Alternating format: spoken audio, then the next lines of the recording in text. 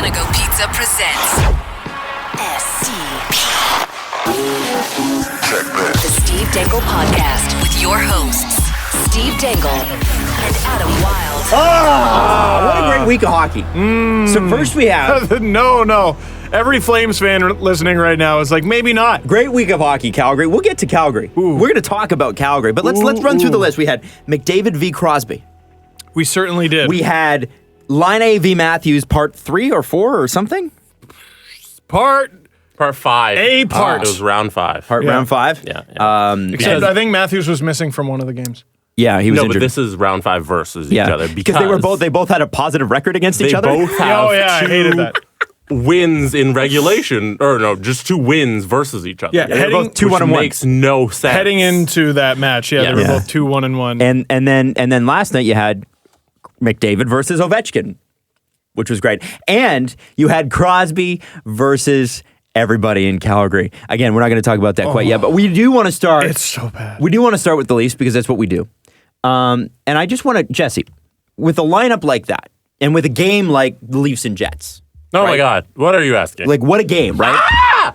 What? If you were given a choice to watch the Jets game against the Leafs or go to a AA practice with the Toronto Marlies in Whitby during that game, what choice would you make? What's the name of the Marlies mascot? Duke the dog. Was Duke there? Is Duke going to be there? Was Duke there? Duke was there, and we gave each other a bro hug. Did you? Yeah. Was it a one-arm bro hug or a 2-arm? One arm, because we're like that. That's a bro hug, for So sure. you went to watch the Toronto Marlies practice in Whitby. With a AA team who are, what, 12? If that. Yes. Aw. But they're 11-0 on the season. They wanted me to tell you that. The Whitby Wildcats, novice AA. And they go up against the Ajax Wildcats. Hey, and listen. the Oshawa Wildcats. When they run into the Oshawa Wildcats, they're going to have some trouble. Not the Pickering Wildcats. though. Pickering Wildcats don't be are dusted crazy. them. League of their own. Oh, easily. They're already 3-0 against the Pickering Wildcats. I could not believe that when the Leafs and the Jets play, like that's a matchup that you would go, I'd rather see the Toronto Marlies practice with some 12-year-olds. Did you miss the entire game? No, I did not. I Okay. missed very little of the game, actually. So what happened was... Isn't that such a big deal? No, but Adam, has to be a dick. So, I go, Adam, can I just have a good time? And he says, well, you're saying on that mug right there. No. No. Jesse's got his own mug. He brought his Drinking out of his own mug. By the way, this is a vacation day for Jesse, and he brings his own mug to work just so he can drink out of it. That's amazing. That's the most Jesse move. So I texted our Marlies contact, Harrison, and was like, hey, when's that Marlies practice? Because I forgot. And he thought I was asking for the time. In fact, I was asking for the dates, and I did not realize that the practice was that very night as the Leafs played the Jets. And I thought, oh, shoot, I've committed to going to this. That sucks. When's it start? Oh, exactly when the game starts? Great, I'll be there with bells on. and like my wife really wanted to go too because like her friend was helping out. On any other night, I'm there. Like that's adorable and that's wicked. Oh, it's great. It's a great #content opportunity. What I don't understand is, were you the special attraction? Were you No. a special Yeah, attraction? why did Because what was the Marlies seemed like they would be the big deal at the Marlies practice. They are. So why was Steve Dangle Yeah, why necessary? were you there? Oh, I wasn't necessary. They just wanted like a little bit of coverage. Or okay. I thought it would be good to get a little bit of coverage. What was great is like, well, Line really rung one off the point there, or off the post there, and like tweets, and then Steve's like, check out Carl Grunstrom with this random 11-year-old. It was cute and adorable. And I made a joke about how the child was Mitch Marner. He's not Mitch Marner. He's in Winnipeg playing the Jets. He's probably taller than Mitch Marner. He probably is a little bit. And Tyler That's Ennis, who I rude. found out is 5'9", 160 pounds. Wow. And who got his first goal? Who got his first goal against the Jets. And I saw it because someone with the Marlies had the foresight to stream the game on the arena Wi-Fi, which was as problematic as you might think it'd be, but we saw a fair chunk of the game. Well, so here's the thing. Is Steve been at home, he would have had a reason to use the hashtag #Selly and tag Budweiser Canada and tag us and show us your sellies. And we did get a few sellies. He could have used it 4 times. He could have. Yeah. Could have potentially used it 4 different times. Pens fans, 9 times. That's right. Now, we want to see your sellies. It doesn't matter what team you're a fan of. There was a lot of people going, hey, I'm a Kings fan. Does this still apply? I'm like, yeah. There was someone on our YouTube channel who asked, who said, I'm a KHL fan. I was like, yes, Yes, hell yeah, that'd be absolutely. Can't you use amazing. silly season? Da. Das. Yeah. Davai. Of course you can. Why are you putting it away? I don't know. Get the red light out. I want to keep it safe. Jesse's got to turn it on. No, the red light's tough, man. Everyone listening right now is like, no, you don't need to turn it on. You don't need it. By the way, All right. we can hook you up with your own red light if you would like one this year. Are you interested in that, do you think? I don't know. I'll let Jesse answer that. Yeah. There you go. Right? One more time. No. It's only two. It's just two. Just two. Okay. You just know there was like a Budweiser executive who's like, 3 is too much. Can you make a call? A Do call? it. Here comes Josh Levo with the excellent F3 coverage at the point, and he fires it on. Tyler Ennis scores! Which actually happened, by the way. Come on. That's the one he happened. has to do. That's Now some Kadri streaking up the wing, and he snipes on Connor Hellebuck. Scores! He gets traded. Oh, wait, no, that's not what happened, is it? Is that what happened? No, he didn't get traded didn't get because traded. that's stupid. And they should not. Okay, well, I mean, we'll get to that in a second, but what we want you to know for now is that if you go to budweiser.ca/en/redlight and you use the unique promo code DANGLE, I'm sure you can remember that. One more We time? will give you, it's budweiser.ca/redlight, but it's /en/redlight because obviously there's a French and an English version in Canada. You can get $5 off your very own red light, which syncs with the Toronto Maple Leafs or whatever team you cheer for and goes off in your house and terrifies your animals. Yeah. They can use the first time I set one off in my house. One of them, like Bindi, the white dog, doesn't care. Seti, who's the black hairy guy, that we haven't actually. People were like, "Did you get a second dog?" Because we never really posted about him because we were hiding because we had landlords at the time. We're like, Adam was hiding a dog from his landlords. So we never really did the proper introduction. But anyway, we got a little schnauzer named Seti, and The podcast dog crew is up to 5. Yeah, we got a lot of dogs. It's great. We need to have a dog party. Jesse with 1. Yeah, one dog. What a goof. I want one of those like 500-pound mastiffs To go with go with waffles? to go with waffles. Yeah. And just hang out You all need day. you need Name a it Great syrup. Dane. Yeah. They're beautiful too, and they're nice, and they don't move. They don't do anything. They just they walk around, they get pets, and then they go to sleep. It's great. You know what would be funny? When they're tiny, like a little tiny puppy Great Dane, and then they grow to Still be bigger Great than Dane. Waffles. Why do I want to call her 100%. Bubbles? I'm not really. What do you want? Bubbles? Bubbles. I'm not really sure. But I don't. Waffles. Waffles. Waffles is the name of my dog. Yeah, you can't name your dog Bubbles. It's But anyway, not Bubbles. Budweiser.ca/en/redlight. Use the promo code DANGLE. You can get your own red light. Or you could just show us your cellies. And I'm not going to say there's a reason that you should be showing us your cellies, but there might be a reason you should be showing us your cellies. And Might again, it's hashtag Celly season at Budweiser Canada, at Steve_Dangle, at Jesse Blake, at Adam Wild. You know how to do it. Oh, Adam, I hate surprises. But I'm also very excited for the You're not surprise. suggesting there might be a surprise. No. No. Absolutely not. I'm suggesting that you're suggesting a suggestion of surprises. That's right. I want to suggest that we get to the Leafs and Jets. Yes. And I got to say, from the eye test perspective, and thankfully after the game, I was like, I wasn't crazy. Like when Dom Lucic puts out those report cards, I go, Sometimes I'm like, that is not what I saw, but that's what the numbers say. Okay, so I got to check myself. I'm interested to hear what was said. The report cards were great, and that's because the Leafs for the first 40 minutes, and there was a bit of a speed wobble in the first 10 minutes of the third period. But for 50 minutes of that game, the Leafs took control.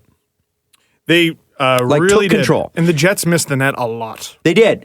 I think a couple like that Line A post that I kind of alluded to. If Line A doesn't hit the post and hits the back of the net, it's a different game.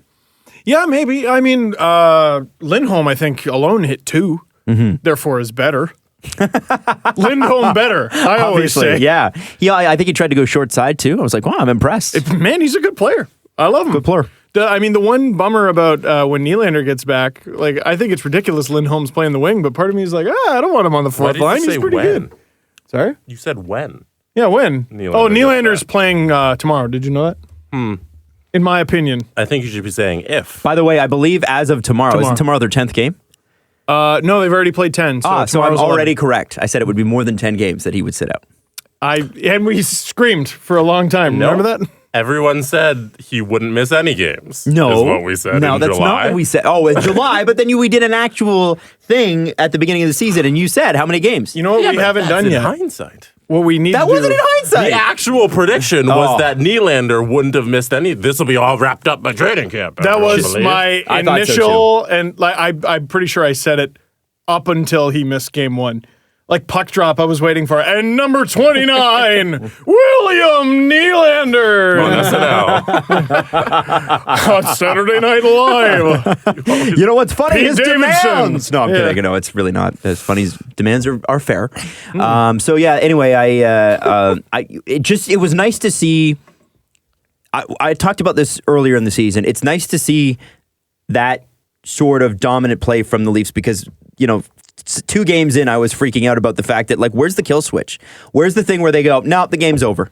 And it wasn't fully these are the Jets. They're an incredible hockey team. They are showed so in the stacked, first. absolutely. In the third, sorry. Yeah, when they scored 2 goals in 2 minutes, and they can get you. But when you play that well against a team that good, even if that team is having an off night, they're still much better than most teams. Well, you know what the Jets reminded me of? The Leafs when they're playing irresponsibly. Yeah. You know what? We'll get them back in the third. Like the Jets looked an awful lot like the Leafs against St. Louis. A little bit. Yeah. Yeah. They played a rotten first 2 periods. Here we go in the third. And they got a little closer than the Leafs did. But no, their first 40 was rotten. Their second in particular was awful. But to the Leafs' credit, they did a lot of the little things that, you want the Leafs to do and a lot of the little things you got to do to win. I think that was the most positive I've heard Mike Babcock after a press conference. Because they did the little things, the little positives. Levo covering for Ozhiganov. I never thought I'd be praising that. And sending it in to Tyler Ennis. And to Tyler, and whiffing on the first attempt. Yeah. That puck should not have gone in, but you know what? It did. And the Leafs were really good in the Jets all game, and they did eventually get it in the third, but all game they were looking for that pass in front from behind the net. And the Leafs were really good at getting their feet in there, getting their sticks in there, stick lifting. They didn't let the Jets do what they wanted. So it's not surprising to me that the Jets missed the net so much because the Leafs were in their face. Yeah. It was great. It was. A good defensive performance. Well, and For the most part. I love seeing, first off, as a Toronto fan, and I think as a Jets fan too, Jets fans would get this. It's nice to have your team be one half of the marquee matchup. Now, I thought it was cool, and I tweeted this out before the game, not thinking that NBC had picked it up on NBCSN, and that was going to be their Nationally. That's their national game. And somebody's like, "Well, NBCSN isn't actually technically national." I'm like, "It's in. I think it is. Can you It's a watch it around specialty the channel, country? so I guess not." But anyway, it was their marquee game. But people were like, "Yeah, it's their marquee game." Even though it's an all-Canadian matchup, because Austin Matthews and World Series. And I was like, World Series game 2. But Okay. up against World Series game 2 and no American teams at all, I think it was 176,000 viewers. It's not Which bad. Isn't good. No, it's horrendous. It's not good. It's great but by Canadian standards. Not even good by Canadian standards. No, actually. It's terrible. no. I liked what Wyshynski said, though. Like, given the context, like, not a single not a single fan from either market of those teams was counted towards that total. So you just had 176,000 like random American hockey watchers, fans yeah. around the country. Like I don't know. All things considered, I don't think it's that bad. I like Greg Brady's opinion, Yes, this was the first half of the conversation that I saw this morning. who said, for context, Leafs Jets at 177K. 177. NBCSN NHL games averaged 302K last year and 336K in 16-17. So last night's number is down a whopping 40% from last year's average. That's just one game. Yes. But their first ever all-Canadian matchup was the worst rated game ever. Read the second half of his Should tweet, though. NBCSN keep showcasing more stars instead of constantly showing the same 5 teams? Yes, Greg says. I would argue if they're trying to have a profitable television station, no. Well, okay. Are you gonna just show Buffalo every time?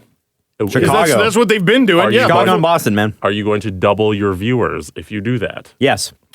You're showing Chicago and Boston. Like, this is the thing. Like, I think, if you're going to show any Canadian matchup, that's the matchup you have to show because nobody else is even in that stratosphere. Leafs Oilers, maybe.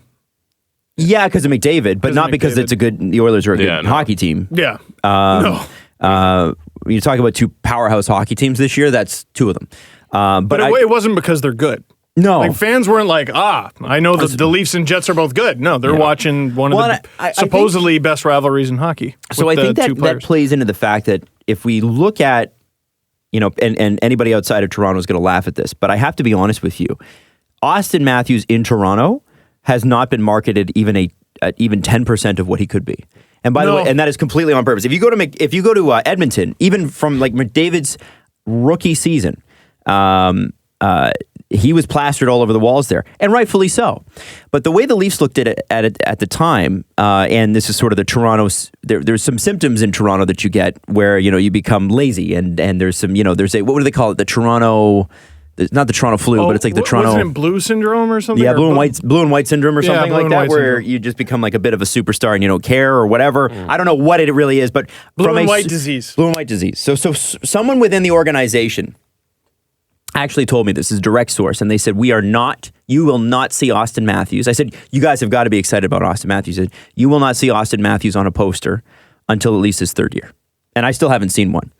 When the outdoor games were marketed, it was Komarov and Bozak and Matt Hunwick and Morgan Riley was the biggest Morgan name. Riley was the big name. Yeah. He said, you will not see these guys up there because unlike, Edmonton, I think it maybe is a different hockey market or they're a different way of looking at it. They don't want to overexpose these guys at too young of an age in this city because it can ruin you.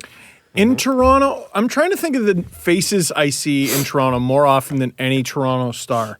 McDavid, see more than Matthews in Toronto. 100%. Crosby, Ovechkin. McKinnon's on all of our coffee cups. McKinnon is on all of our coffee cups. I would say up to 3 Blackhawks.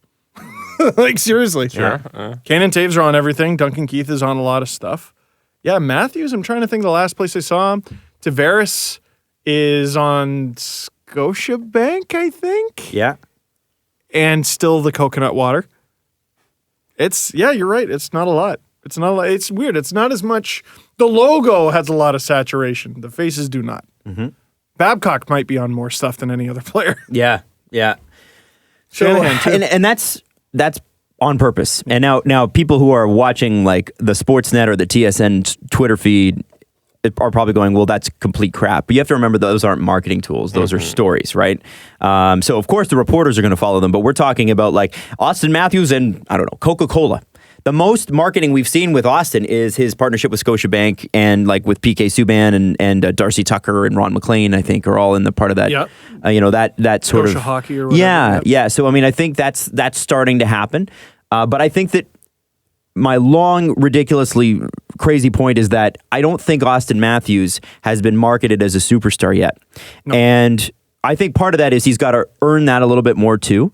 But I think once America truly, like the average American hockey fan, I'm not talking about the hardcores that listen to this show, you already know, but I'm talking about the average American hockey fan finds out about Austin Matthews. And it may take a World Cup or an Olympics for that really. Remember TJ Sochi? Like remember how that catapulted him? Yeah. It may take a world stage for Austin Matthews to really take hold.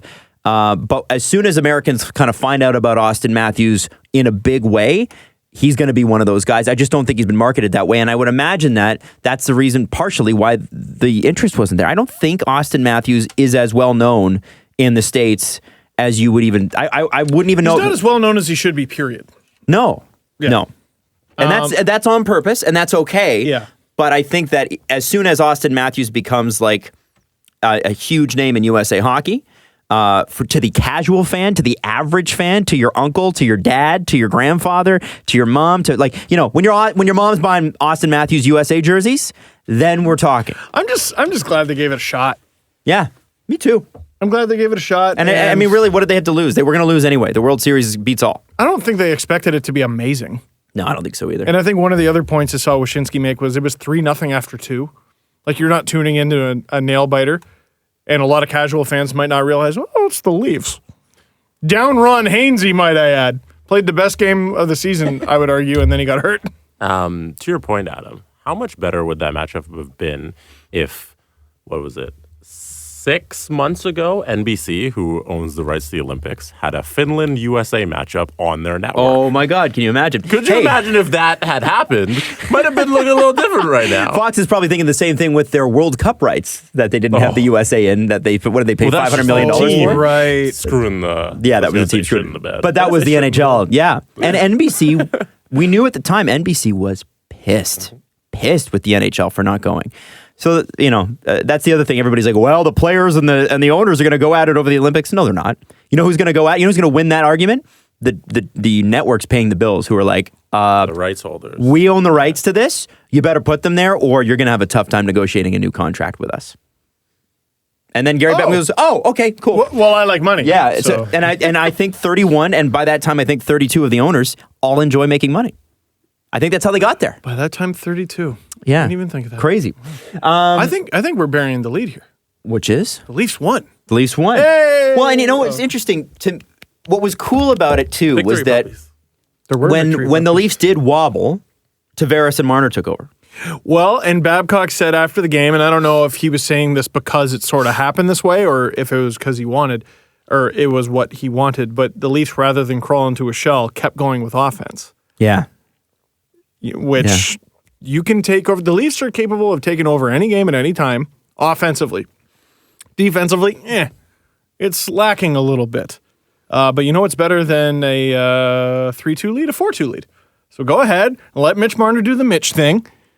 And I was a little nervous him cutting across the slot there with Byfuglien in the way. That could have gone really poorly, but got around him.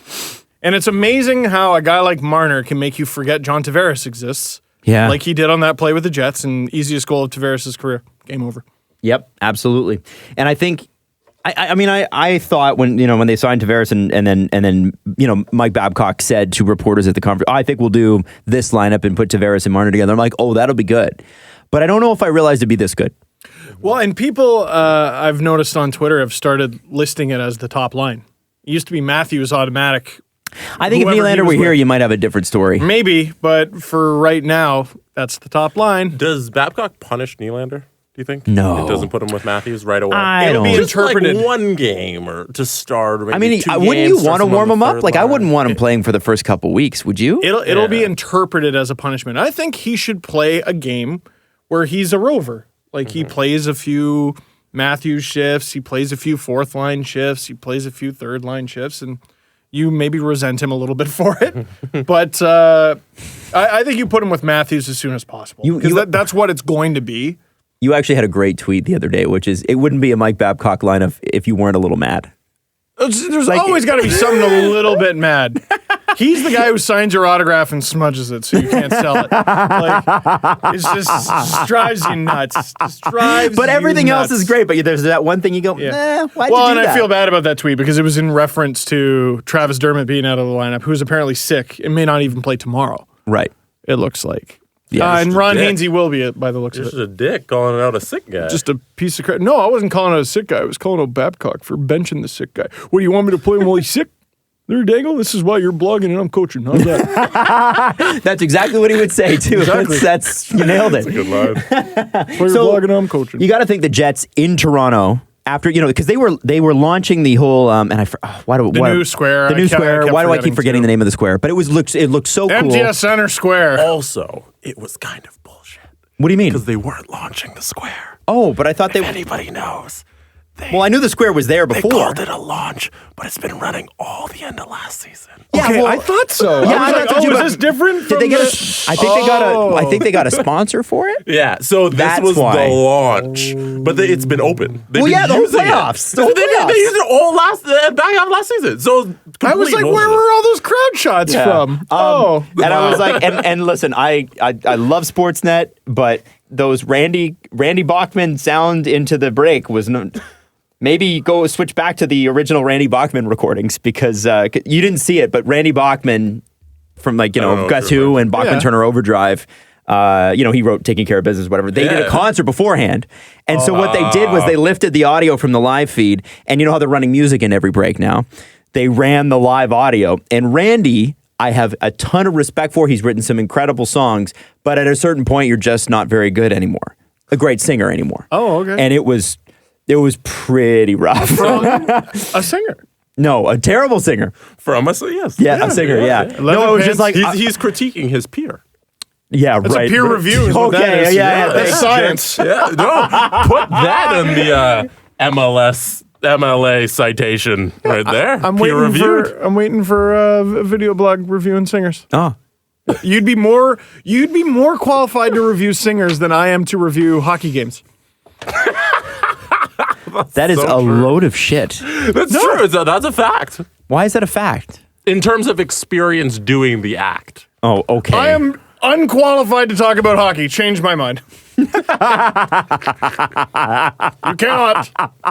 Man, it was so silly the other day having Colby Armstrong on ice surfing talking about me getting hit at friggin' Oh yeah, shinny. so they took that clip, right? And so if you're wondering what Steve's talking about, there's a video on his Instagram, which if you haven't checked it out, you must. It's been like 4 weeks and we've been pumping. No, We've but been you- dragging this out. Because I got rocked. Because every time it's great. Every time you watch it, it's just as satisfying, perhaps more. I It's showed my Caprice only the other on night. ice thing worth watching. It's your highlight reel. Yeah. And so anyway, Steve gets blown up, and Colby was going hard on like beer league guys, chill out, stop trying so hard, right? Wasn't it? That was the thing. Well, he's saying bend your knees, and then he was making fun of the guy wearing a bib and splash pants, We should just start calling you Madagascar. running into me. I am Madagascar because I don't bend my knees. Everyone keeps saying bend your knees, and I'm like trying. I'm like, how? I don't get it. I'm trying to learn. It's just a lower center of gravity. helps you I'm dig it. supposed to. I think I understand. I'm supposed This to was on stretch out. ice surfing? Right? Yeah, this was on ice surfing. Well, then, and so Colby's giving it to me, and I go, "Thanks, Colby. That's great advice. That's the kind of advice that gets you 9 career goals with the Leafs." Oh, You said that on ice surfing? Did he hit you? Yeah, no, he laughed. He loved it. It's Colby Armstrong. Yeah, he loves doesn't when care. you give it back. And then someone afterward, we were talking about it. He goes, "Yeah, you got $1 million a goal," and Colby just kind of laughed, and then he goes, "Oh yeah, I did." It was 3 years times 3. He scored 9 goals. He had $1 million a goal. And then, but Colby jumped in. He goes, "No, I didn't. I got bought out." That's funny. He's got a great sense of humor. Caprice does a lot of the styling, or has done in the past a lot of the styling behind the scenes there. I don't think she's doing it as much anymore, but into the playoffs last year, like she'd come home and she'd be like, she fell in love with Doug McLean. She's like, I want to take him home. He's very funny He's the behind best. the scenes, And all the other guys or whatever. But one thing she always just said about Colby, she's like, he's just so sweet. She's He's like, a child. Well, yeah, she's like, and he's got like 5 kids and he loves his wife. And I'd be like, she's like, I was talking to Colby Armstrong about tonight, and I'd be like, about what? And she's like, well, kids, and I'm like, oh, who cares? Like, I thought he was going to tell you a hockey story. Like, who cares? Kids, whatever. He's got such good ones too. Yeah. No, he's great. Speaking of family members and hockey things, my sister asked me, she's like, oh, so Steve took up a new activity, this ice surfing thing. She didn't know that ice surfing isn't a thing you do sport. that's like surfing on she thought ice. it was a sport. So many people have made that mistake. So yeah, so I think it's a common thing. So can you explain what ice surfing actually is, Okay. so people aren't like, "Hey, Steve is now surfing on ice." What's the That's a thing. football thing? Red zone? Red Yeah. zone? Yeah. So it's a lot like red zone for hockey. So we'll show 3 minutes of whatever the first game is tonight, and maybe there will be another game that started at 7 as well. Then we'll go to that game, show 3 minutes of that. We try to get all the goals. We didn't miss a single damn goal the other day.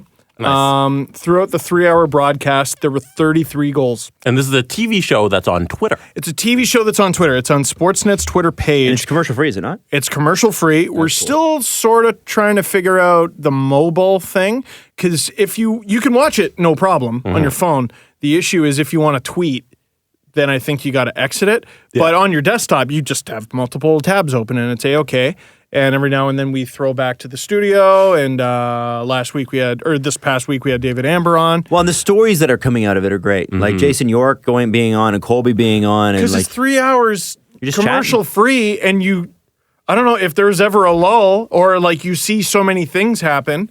All of a sudden, Jason York blurts out, from his 13-year career, "Oh yeah, I was there the night, what's the name of the Wild Wing got set on fire, the Ducks mascot. Oh, wow. And I was there the night he got stuck in the rafters and the game got delayed. And Wow. And Merrick shows that ridiculous Sanderson-Falkenberg quote unquote fight / Assault. literal assault. Yeah, that was crazy. It was bananas. And then sometimes Colby Armstrong, who was just working downstairs, would just walk into the studio and be like, you know what? I saw Dangle lose it on me when I was a member of the Leafs, and now it's my turn to chirp him back. He's like, oh yeah, one time we lost to Nashville, and he's just coming undone, losing his mind because we sucked, obviously. So now it's my turn. That's okay. So have you ever asked him, like, did the Leafs back, like, because I know they watch, I know the families watch now. I'm pretty sure some of the players watch now. Yeah. But did the players, I know Clark MacArthur used to watch. Yes. He knew about the sword. I think it's usually a family member will watch. The players don't seek it out. I think a family member will see it and then send it to them. But were they watching if back it's then? positive. Colby was.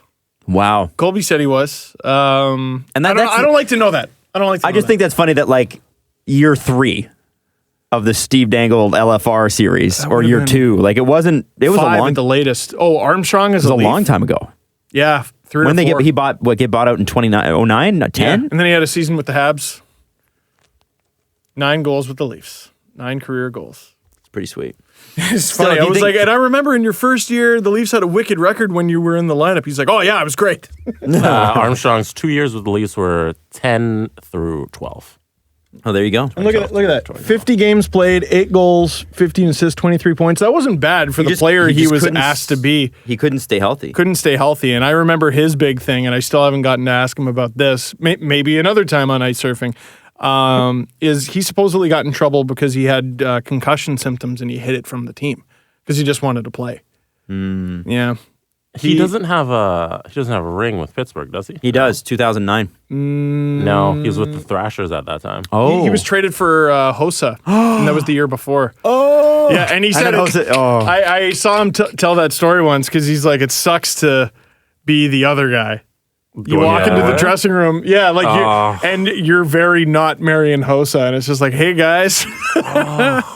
Man, That's a great story. We're gonna have to bring him on because we know we've been talking about it forever, but I'd love to hear some of those stories. I've been asking him for a long time. It's hard because I don't think he lives here. Oh, okay. I feel like he lives in Pittsburgh Doesn't he and fly Saskatchewan. In? He flies in. Yeah, he's all over the place, but he's worth it, man. He's awesome.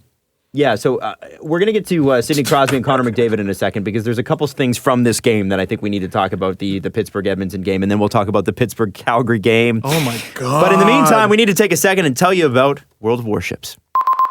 Hey, so we want to thank World of Warships again for being one of the sponsors on today's video. And as mentioned, they've got some awesome freebies coming up, and I just want to make sure I'm reading this because I want to make sure I get it right. Because you won't otherwise. So the code to register, if you want to register for World of Warships, is Play Warships 2018. After you download the game. That's hard. And the link for downloading is in the description. It's so hard. It's so hard. Now, World of Warships, every ship takes roughly 6 months to create from scratch, start to finish.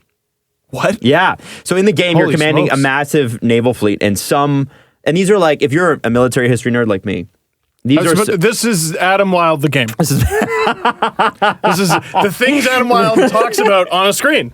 Basically, yeah. So, basically there are there are like many of the iconic warships that you would recognize if you pay any attention to military history are available for you to get in and play with and modify and do that sort of thing. And, it's extremely accurate. And there's a ton of people playing this, so you can play against other people. The game is kind of the perfect mixture of action and strategy. And to get you started, like I said, a bunch of freebies. So if you use that Play Warships 2018 code, you're going to get 250 doubloons. That's right, doubloons! Jeez, that's perfect. Which are, the in-game currency. You're going to get $100,000. Well, sorry, they're the gold. Then you get $1 million credit as currency. 3 days of premium access, so you can earn more XP and obviously more credits for winning every battle. And a premium Campbelltown warship, which has a great torpedo range and lots of damage, and also an extra port slot so you can increase your fleet capabilities. So just click the link in the description underneath this video, and you will be ready to collect your freebies. Remember, that code again is Play Warships 2018. How haven't we mentioned that you can create your own Dangled Navy? That's a really good point. Yeah, it should have been the link. Play Warships 20. No, it should be the Dangle Navy. Wow. That's a complete oversight. That was my bad. That's on me. Yeah, it is. Because Dangle Navy, if you're just catching Walk on, the plank. Dangle Navy is. Give me your doubloons. That's the name of the fan group, the Dangle Navy. How dare you? Because Steve had it before Rihanna. Yeah. Steve. And we didn't- Steve is the We trailblazer. didn't just take it from her, no. Is that, Because of that ridiculous Battleships movie. You know what's better than that Battleships movie? World of Warships. Wow. Much better. Or anything. Anything is better than that. Yeah. Do you know anyone that actually saw that movie? Like Liam Neeson was in that. And usually I'm down was? for whatever he does. Did he get like shipwrecked and have to fight wolves? Oh. Is Battleship the prequel for the Grey? Which is also one of the dumbest movies of all time. So stupid. No, it's not. He fights wolves. It's Wolves- Liam Neeson's wolves who Revenant. have no interest in humans. Like literally none. Yeah, no. But a wolf pack all of a sudden is chasing Liam Neeson. No. Wait, wolves don't like humans? No, they usually want to stay. Like there have been incidents, but how many wolf pack attacks do you hear about? I don't know. Unless it's I a don't Toronto really- Wolfpack's game. Or the Hartford Wolfpack trying to attack the Toronto Marlies, but the Marlies defended their turf with the big win. But Sorry, I what went about the other day. What about the Wildcats? 11-0 to start their season. What about the other Victorious Wild- over the Ajax, Pickering, and Oshawa Wildcats. So if you want your all the extra stuff, the million credit, the gold doubloons, the extra slot. Oh, we're still doing this? World of Warships, download it. Just say play Warships 2018. That's the code. Yes, that's what we're doing. So. Before we get to Connor McDavid and Sidney Crosby, I just want to quickly mention Rasmus Sandin, Leafs first round pick, makes his debut tonight, his professional debut with the Toronto Marlies. That's right. Now he's staying with them for the foreseeable future, but from what I understand, that's not confirmed that he stays with them the whole year. Yeah, I'm trying to find the tweet here. This is from Haley Salvian. Rasmus Sandin will make his Marlies debut tonight. No indication still if this will be his permanent home this season. Seems like the team will see how things go and choose the best place for his development. So I guess he could still go back to the Sioux. That'd be a welcome, nice little late present for them to get a player back in like November. I think I kind of look at it and go, like, if he can hang, just leave him with the Marlies. The issue might be ice time. Like Andrew Nielsen is still like a fairly regular scratch. They got older guys like Sandin's not going to take a spot from like Borgman, and nor should he. Or is he going to take a spot from Rosen? Right. Nor should he. So, But those guys are lefties. Sandin's a righty. No, he's a lefty. Is he? I think he's a lefty. Dursey was the righty. Oh, right. Okay. He's also got to go to the World Juniors in December. Yeah, it's probably just better sending him back to junior. And letting him dominate. Yeah, I mean, see how he goes. Like if he's unreal, great. Great. But I mean, at this point, he's missed so much hockey to start the season. Even if he might have been good for pro hockey, it's probably for the best he sent him down. Fair enough. Yeah. Connor McDavid versus Sidney Crosby. Pretty much everything we could have hoped it was. What I loved about this was that I don't know if Sidney Crosby does this on purpose. I'm going to go with he does. Oh, absolutely. So 2 or 3 days before, he says, well, I think Connor McDavid's the best player on the planet. And then in overtime, scores the most ridiculous goal, which happens to be his first of the season. No, no, the earlier overtime in the was game. his second. Oh, second, right. Second of the game. Second of the game, backhand, vintage Crosby. Ended Ryan Strome's ankles. I Both feel of bad them. for him. I felt really bad. Like, that's one of those things where it's like you looked stupid, Yeah. but Like, what was he it's going to Sidney do? Crosby, like, He made you look stupid. Yeah, Yes. you can Crosby. be mad about the Ryan Strome trade, but you can't pin that on Ryan Strome. It's Sidney Crosby. no, Sidney would have done that to Jordan Eberle. Yeah. Because he can. Because he can, he's allowed. That's what he gets to do. I made a video. I don't know. Okay, let me know if this statement makes any sense. When it comes to the torch conversation, right? Because there was, it's Sidney Crosby's time to pass the torch. And even he said Connor McDavid's the best player in the world. Can it be true that Connor McDavid is the best hockey player in the world and Sidney Crosby still carries the torch? Yeah. The torch is this metaphorical thing that doesn't exist. But like, someone will, Jesse says no. His You say mug no. says no. No. No. What do you think? But how come? What does McDavid need to do to take the torch from him? Win a Stanley Win. Cup? I think he's got to win. Mike Babcock, when he was asked about it, he was like, well, he's won cups, he's won Well- gold medals, and you're judged on team success. Then I don't think he's the best player in the world. I think then it's Crosby. It's to me, there's two different. We're combining two different debates here. Yeah. Because the best player currently can be McDavid. But if you're talking about over the course of their careers, well, McDavid hasn't had the time Crosby has to accomplish everything. So to say he's going to be a better player at the end, who knows? I think you got to give that to Crosby. I think it's two different separate things. Mm-hmm. Let's go back to the question I ask every now and then. You have to assemble a team to win one hockey game, or else you're murdered. You can only pick one of McDavid. Yeah, it's like that movie where it's like, please appease the crowd, or you are murdered. It was sort of like the Hunger Games, but a lot more dark. It's like the Rick and Morty episode where they have to win the singing competition or the world is blown up. Yes, it is like that. And you have to get your best singer to enter in the competition, and you pick one person from Earth. McDavid or Crosby, show me what you got. You can only pick one of Crosby or McDavid. Well, in a high pressure situation, I might go with Crosby because he's proven himself. I don't think that's a question. Yeah, just because he's done it, right? You go, the guy who's better? Who scored the OT gold medal winning game. Yeah, in a game they probably could have lost easily. In a tournament he didn't even do that well in. Yeah, you pick that guy. But you go, who's better? I go McDavid. Yeah. And they go, but who do you want? Oh, Crosby. Because that's not a vacuum question. If you're asking it in a vacuum, who's a better player right now, it's probably McDavid. Yeah, I would agree. Outside of the vacuum, if you're picking one game winner to go, it's Sidney Crosby. No, guys, it's Matthews because people are saying it, even though nobody has said it. People tried to inch him into the periphery of the conversation, and people cried and shat their pants. No, but nobody was doing it. Nobody was doing that. Nobody did it. No. Bruce Arthur wrote one thing. Yeah. And what? All of Toronto thinks this. How about that, Edmonton? Why were they? I feel like Edmonton must have been so quiet during the summer because they're just full blown, hey, we're back, crazy. They have had such a week. That's so Jim mean. Matheson Were you is called a the daily, rectum of sports media yesterday on Twitter? I was literally the rectum of sports media. Who called you that? Someone from Somebody Edmonton. with an Edmonton Oilers thing in their profile. Oh, someone. That's just a good line. The rectum of sports media. Is it though? Is it? I mean, rectums are useful. Yeah. Rectums have their place. Well, so I'm not even that. It's like being called a dirt bag. A dirt bag is the most useful part of a vacuum.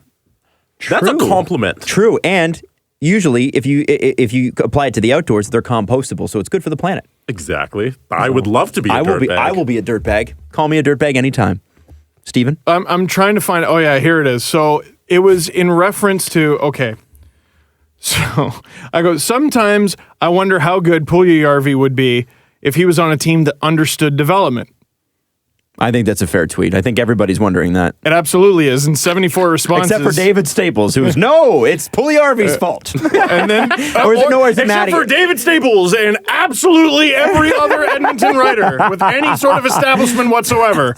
And then after getting Actually, might not have 74 been replies, I said, sometimes you make mistakes in the first month of the season. For instance, I mentioned the Oilers on Twitter. This guy, Bacardi, a bunch of numbers, said, Bacardi dude. slang?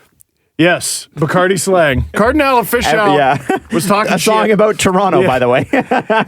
Well, everybody knows it's the T-Dot. That's right. So, Wait, the T.O?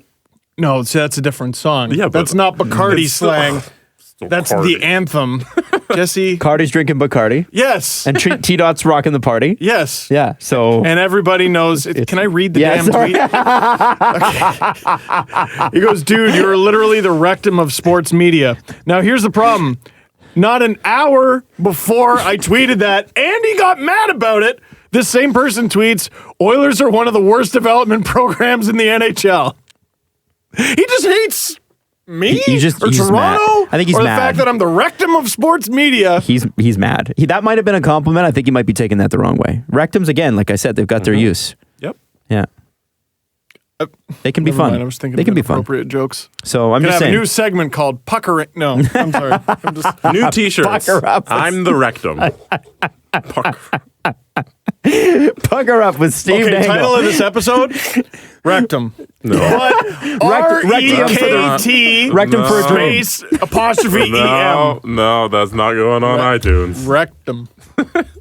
No, Rectum that's for a a common direct thing no. you say in hockey. Oh, he wrecked him. Ah, I see. You see? I see. It's also an anus. It is. Now, I got a question Steve has another question. from someone, an Oilers fan, actually. A nice one.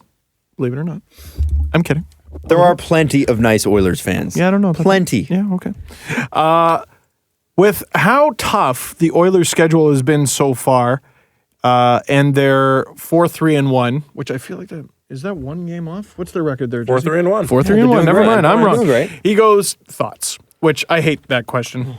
When someone just sends you a link to something and they go, thoughts? That's not a question. Steve just hates one-word replies. Just hates them. Video? Podcast? By the way, how many of those have you been getting? Oh, every day. And what's great is it's taken the sting off it, though. I love it. I love it. One person just goes rectum. Did somebody actually write that? Oh, they do it all the time. Oh, I want to meet that person and shake their hand. That's phenomenal. This is, I post the hit video, chiropractor. And it's the ruthless fan base. No, the Oilers, I think they did go into full-on panic mode a little early, especially given their schedule. Not just the European start, not just how difficult all the teams were. They've been fine. Mm-hmm. Also the fact that they're thin, man. They're thin. What do you mean? Like They're thin. Injured thin? They are talent thin. Talent thin? They've got McDavid. It's nice to see Leon Draisaitl stepping up. Like, he's starting to look like the About Leon time. Draisaitl we thought. About time. Nuge looked good. I mean, that steal from Carlsson last night was highway robbery. Did you see that? No, I didn't. Okay, well, we'll talk about that. We're going to save the Washington Oilers game because I've got some points about that I want to make, and not really about Edmonton, more about Washington. But they're stars. That's one of those teams where their stars have to perform because they don't. It's not just their stars, though. So I found out today, McDavid, who's been playing 24 and a half minutes a night, which is ridiculous. 28 against Pittsburgh. Is insane. And they still lost. And, people were highly critical of that with McClellan. First of all, if you're the coach of the Oilers, you're probably playing Connor McDavid half the game. Yeah. Coaches, they don't always think with the 82 game schedule in mind. They just want to win tonight. Yeah. Yeah. But with McDavid averaging 24 and a half, I'm pretty sure Nuge is averaging over 23. Wow. Because he's his line mate. And yet they're such in a hurry to get him out of town. I don't know why. They add two decent wingers, and I mean decent, like downright mediocre, but can skate. You have a 1-2-3 up the middle of McDavid, Draisaitl, Nuge. I think the Oilers are unreal. I think the Oilers made the right step this offseason, but I think they executed it wrong. What they did was they sort of went across the Atlantic Ocean, or across the Pacific, whichever is closer, and they went to Russia and they picked Mikko Koskinen out of thin air and gave him way too much. Now, but if they hadn't, let's say they bring Koskinen in on a $9.25, you don't hate that move. That's found money, right? But he probably doesn't sign. Right. So then you don't get him. But you need to look at what the Leafs are doing with Ozhiganov and Rosen and Borgman and all these guys that we talked about. By the way, I want to throw this out there. You talk about coaches not thinking during the game, not thinking about how much time or whatever. Par Lindholm had more time than Austin Matthews and John Tavares against the Jets. See, okay, I defended that a little bit. It Matthews depends on is what, easy to defend. It depends on what kind of time too, right? Yeah. Is it defensive zone time? Is it offensive That's zone? all relative. Yeah, Par Lindholm was getting more. If he was getting more offensive zone starts than Austin Matthews, then I'd be pissed. That's a problem. Yeah. But penalty kill. Yeah. Guys, penalty kill. Now, the issue there is John Tavares kills penalties. So how is he playing more than John Tavares? I have some questions. Matthews, any game where you go, go check, go look. Mm-hmm. What's the deployment? It's the same thing as plus minus. Oh, he was -2. Well, maybe he scored 5 goals on the power play, because those don't count. Ron Hainsey leads the league in plus minus. Yeah, his partner's leading the league in scoring. Yeah. That's how. Relative. Oh, it's not the greatest stat. Mm-hmm. No. Not the greatest in the world. But yeah, anyway, with when it comes to Edmonton, it's when their stars perform, they're in the game. They're in any game. Every game. And they do perform. Yeah, they are performing. Yeah. They haven't really been killed. No. Not recently, anyway. No. And actually last night, so since we're here, Connor McDavid versus Ovechkin. So you got Crosby and then Ovechkin in town on consecutive nights, which is sick. That's not bad. I have to say, the NHL's done a great job this year of creating those storyline games. Like this week has been phenomenal. Crosby, McDavid, Matthews, Line, Crosby, Ovechkin. Come on. I've hated the way the Leaf schedule is spread out, but if you're going to do it this way, you have back-to-back national Leafs-Jets games. Would have been nice if it was a little spread out. Like it wasn't the same week. That Crosby, McDavid, I agree. and Leafs Jets. Yeah, Like but it was a big week. It was a great week. Yeah, very heavy week. But so last night I'm watching, and it's funny. Most of the time when we bring up the Oilers, it's what's wrong with the Oilers. Listen, they give us reason to. Sure, I want to know what's wrong with the Caps. They haven't Someone asked me that this morning. They haven't strung 2 wins together this year in a row. Mm-hmm. Not once. In 10 games? Not time to freak out. No. Maybe a little Stanley Cup hangover. Maybe that's fine. I think that's very real. They have talent. Yeah. Insane talent. We know that. Mm-hmm. But when you see, and you haven't seen this play yet, Jesse, I'm not sure if it's available to see, but basically Nuge scored last night when John Carlsson was going to flip the puck back to his other defender. And Nuge knew he was going to do it, knew it before John Carlsson even made the decision because that's the system. And it seems like the Capitals are a wee bit in autopilot zone where they're like, well, this is what we did last year. And it looked like Nuge kind of just, maybe there was some game tape studied or something like that, but he robs him. I think this is it right here that Jesse's showing me. No, maybe. I just have the highlights up. No. Oh, it's the highlights. Sorry. Yeah, it's towards the end. Well, I wonder if maybe they're easier to read because Todd Reardon has maybe simplified the system a little bit. And also maybe they haven't veered too much from what helped them win last year. It could be that, but I'm thinking like if you're a brand new coach, you're there with the Stanley Cup champions. Maybe you start simple. Yeah. And they're still fine. You know, it's funny. Someone was weird. So I made a video today and it was about coaches in the hot seat. And someone you just suggest things. They don't all have to be great. He goes, what about Todd Reardon? And I'm like, stop that. Yeah. He's like, well, they're 9th in the East right now. And I go, well, here, let me look.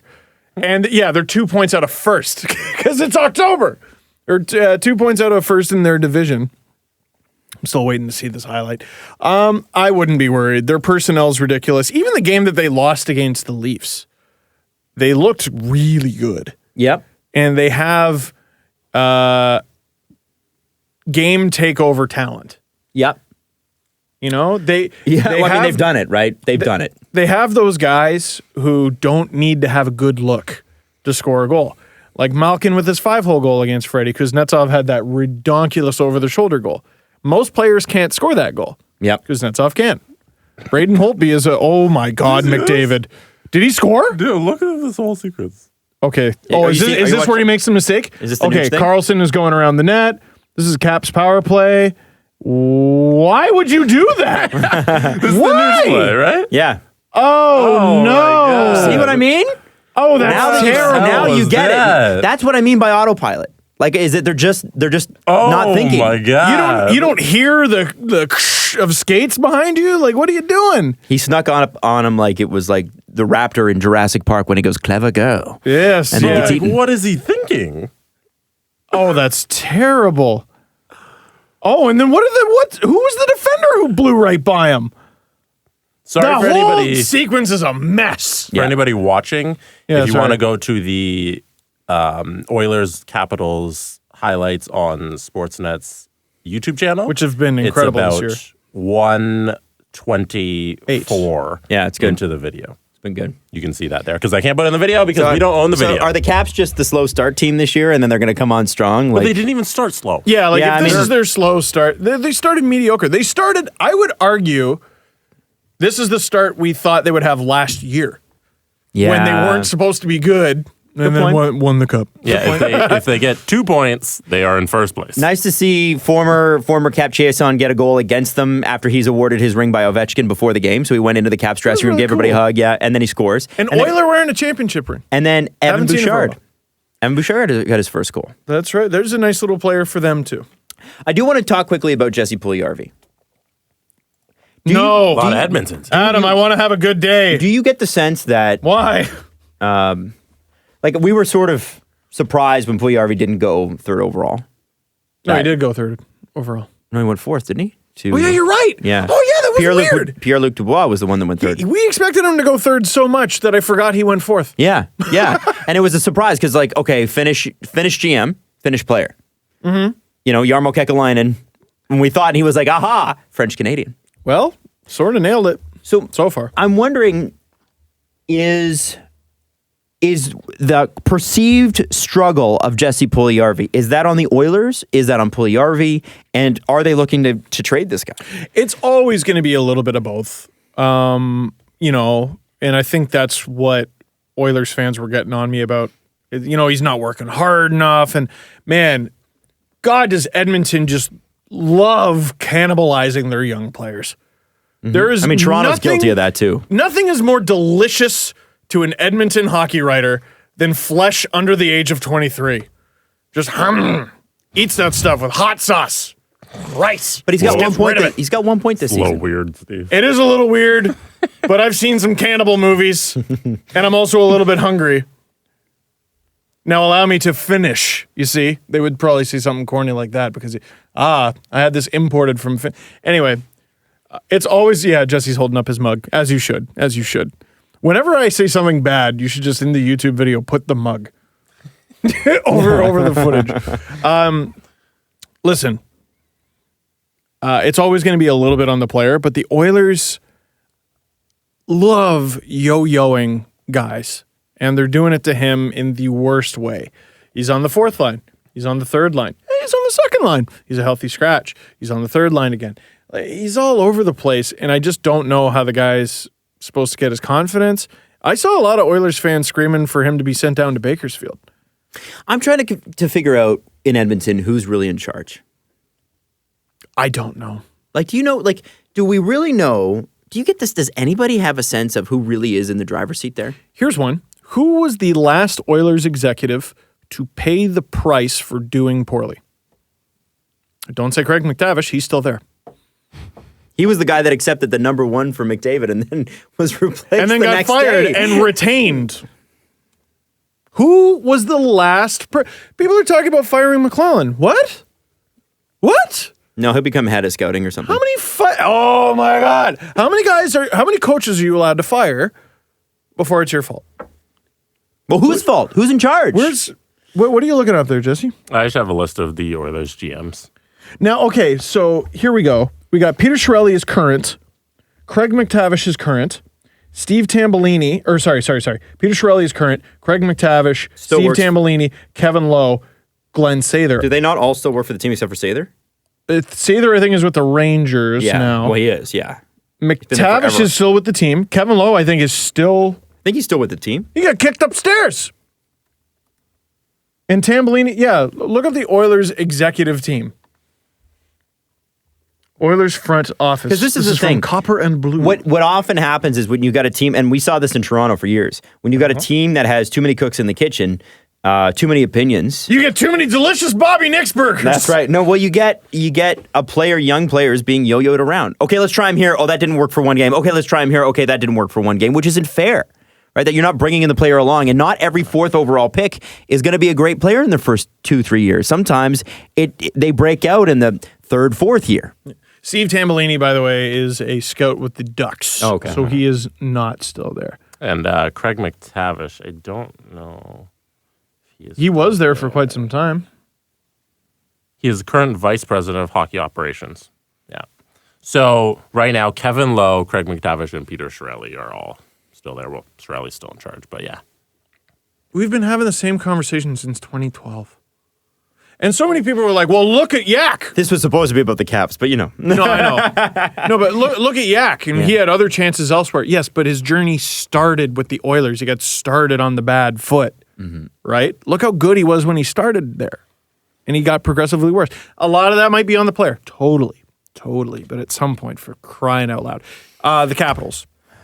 No, the Oilers are going to be fine. It's really Puljujarvi. I was joking, but it is really Puljujarvi. So here's the thing: is that a guy that they go, okay, we're going to trade him? No, and try to get our defenseman. You need talent on the wing. You'll be set.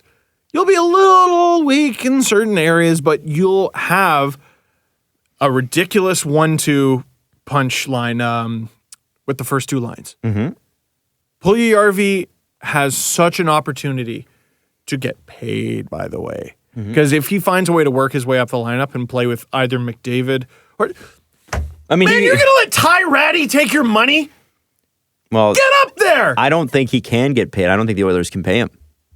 Like, that's true, with too. what cap space can they pay him? Yeah, they're having trouble. Maybe it's on purpose. They're sabotaging you. I don't know. Well, and dude, if you are in cap trouble, shouldn't you be coveting young talent like this dearly and love them? And don't worry about the fact that he hasn't really put up that many points on account of, hey, we don't have to pay a signing bonus. What's worse? Let's play a fun game. What's worse? Performance bonus.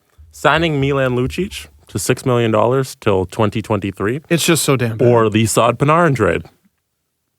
Oh, Lucic. I don't think Saad Panarin hurts you as much as Lucic has. I also think, don't forget about that Chris Russell contract. Oh, that's a good point. $4 million till Steve changed it. A couple more years, I think, right? This is the third year of the I Chris bet Russell you, deal. though, someone would be almost willing over. to take Chris Russell. 100%. Lucic, by the way... But they would take Chris Russell if the Oilers were doing better. Because right now what they do is go, I know you're in cap trouble, Peter Chiarelli, and I'm going to make you retain salary just because I'm a jerk. As Elliot Friedman so eloquently put it last year when he was talking about Mark Bergevin, when you're struggling, they don't throw you life rafts. They throw you cinder blocks. When you're struggling to swim, that is. And I think he's absolutely right. Why wouldn't you push them on that? So if Lucic plays 82 games this year, first of all, congrats to the durability because it'll be his 3rd straight year doing so. But That's if he amazing. does... Oh, no. Well, he's played 80, 81, 81, 82, 82. Man, that's amazing. Yeah, he's been, for the style of game he plays. Shout out 700 hot dogs. 700 consecutive games for Phil Kessel. Unbelievable. He hasn't missed a game since shoulder surgery before he got traded to the Leafs. And you know Incredible. who is, what's just as durable as a Ridge wallet? Oh, Adam. Come on. How good was that? Finish making your point about finish your Yes, point. okay. You have to talk about So- Ridge wallets and how durable they are. Lucic in his first year with the Oilers, he hasn't missed a game with the Oilers yet. 23 goals, 27 assists, 50 points. Last year, 10 goals, 24 assists, 34 points. And everyone's like, well, which Lucic is the real one? Right now, granted it's only 8 games in, he is on pace for 10 goals, 31 points. And I rounded up for 31. I think you're discounting the penalty minutes because he went from 50 points to 34 points, but he went from 50 penalty minutes to 80. Whoa. So he's contributing in other ways. Then go be the Flyers mascot. His fantasy numbers are great. If you count have him penalty in your minutes, Yahoo Fantasy League, you're loving it. yeah, you're having a good time. Hey, just so you know. By the way, I want to thank everybody that has tweeted me about buying the Ridge wallets. Ridge Wallet! I'm never sure. We're talking about, obviously we partner with brands and that sort of thing. People are like, hey, I actually checked this out and it's great. So we can give you, we could give you a bit of a deal. We'll talk about that in a second. But how have you been liking yours? Oh, it's indestructible. I used it to block a shot the other day. Did you actually? No, I didn't. Why would who carries their wallet when they're playing? There's no pockets. Jesse's got his right there. He's There got it the is. money clip. Never go anywhere. And I think Without somebody my Ridge somebody wallet. There's a lot in there. I forget who it was. I And stuff it in. I apologize for forgetting your Twitter handle the other day, but somebody tweeted me, and I believe they had the aluminum blue, which is the same one Steve has. That's what I got. They got 10% off, and you can get 10% off at ridgewallet.com/SDP. Use the code SDP, as in Steve Dangle Podcast, for 10% off your order. Remember, Christmas is coming up. I know you're in Halloween and Remembrance Day and American Thanksgiving mode, but you know that Christmas is coming. Just saying, great stocking stuffer. Throwing it out there. Yeah, and a great Valentine's Day present if you're late. I don't know.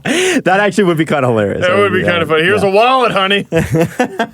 They're durable. They're made of titanium, carbon fiber, which I have, and I believe Steve's got the aluminum. We got one of each, right? Didn't you get the titanium one? I believe think it's so. black It says titanium. T1 Yep, you got titanium. or TI. That means titanium. TI. Hard. Titanium. You can have whatever you like, Jesse. You see? Ow! Because TI. Yo, that hurt. Did you hear that TI? noise? Oh, yeah, it was no, good. It was bad joke. Jesse bashed me in the temple. It was almost like Ron with and my Ridge wallet. And finding did it. it break, it's Jesse? also a weapon. Did it break? It did not. See? You can defend yourself from Steve's bad puns. Nothing can defend you from Steve's bad puns. Not even Ridge Wallet. Ridge Wallet! Ridgewallet.com/SDP. Remember to use SDP for 10% off when you order. Now, Wow, 10% off. That's a Ridge deal. No.